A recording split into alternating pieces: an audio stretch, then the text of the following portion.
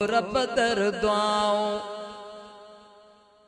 मूंखे मदीने घुराईंदो परवर पाण पुॼाईंदो। बुलंद आवाज़ सां चओ सुभान अल्लाह।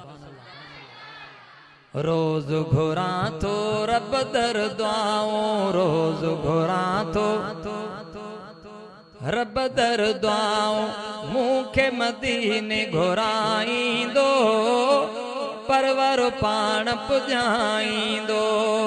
मूंखे मदीने घुराईंदो परवर पाण पुॼाईंदो। रोज़ घुरां थो रब दर दुआऊं मूंखे मदीने घुराईंदो परवर पाण पुॼाईंदो। ओ पकड़ गिलाफ काबा खे माफ़ीअ जे लाइ मारो अंदुसि हजरे असवद खे चुमियूं ॾे पंहिंजा गुनाह मिटाईंदुसि।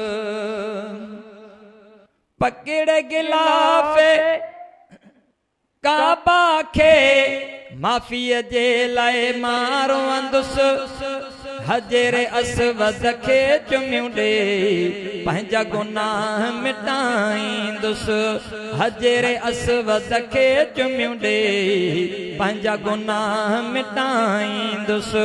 ॾींहुं सगोरो भागन वारो, ॾींहुं सगोरो भागन वारो अहिड़ो रब को ॾेखारींदो परवर पाण पुॼाईंदो। रोज़ घुरां थो रब दर दुआऊं मूंखे मदीने घुराईंदो परवर पाण पुॼाईंदो। ओ काश ॾिसां मां मुल्क मदीनो जंहिं लाइ दिलड़ी मांदी आ अमन अमान जे बाग वतुन ॾे वञण लाइ दिल हे कांदी आ। कादिर पंहिंजे कुदरत साईं, कादिर पंहिंजे कुदरत साईं पार पिरीअ जो पसाईंदो परवर पाण पुॼाईंदो। रोज़ घुरां थो रब दर दुआऊं मूंखे मदीने घुराईंदो परवर पाण पुॼाईंदो। ओ ज़म ज़म सां भई अखियूं धोई रोज़े रसूल ॾिनेण खणा पाक पैगंबर जे दर पहुची सिकम सजण ते सलात पढ़ा। मूं मिसकीन बेस मेरे जी आस अल्लाह अॻाईंदो परवर पाण पुॼाईंदो परवर पाण पुॼाईंदो। ओ पीरल प्यासी प्यासो आहे मालिक तुंहिंजे दर थो दाहे।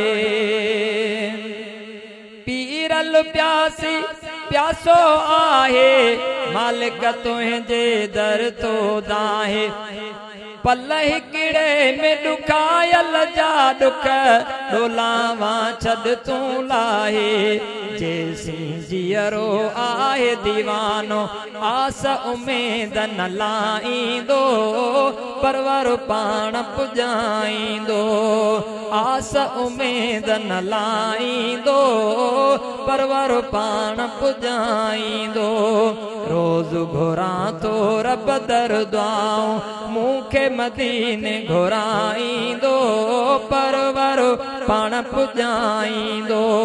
मूंखे मदीने घुराईंदो परवर पाण पुॼाईंदो।